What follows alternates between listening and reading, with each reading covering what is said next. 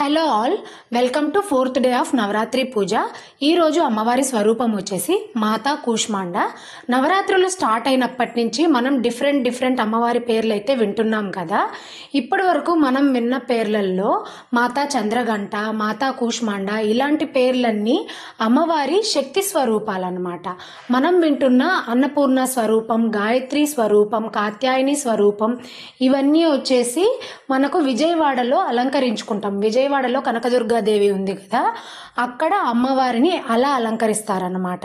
మాతా కూష్మాండ, మాతా చంద్రఘంట ఇవన్నీ వచ్చేసి శ్రీశైలంలో మనకు అమ్మవారిని ఆయా రూపాల్లో అలంకరిస్తారన్నమాట. అందుకే కొంతమంది శక్తి అవతారాల పేర్లు చెప్తున్నారు, కొంతమంది ఏమో దుర్గాదేవి పేర్లు చెప్తున్నారు అనమాట. డిఫరెన్స్ అయితే ఇది. ఇంకా ఈ రోజు కూడా మేము ఎప్పట్లాగే పూజ చేసుకున్నాం, కాకపోతే ఈ రోజు పూజ మా హస్బెండ్ చేత చేపించాను అనమాట. అంతే. ఈ వీడియో నెక్స్ట్ వీడియోలో మళ్ళీ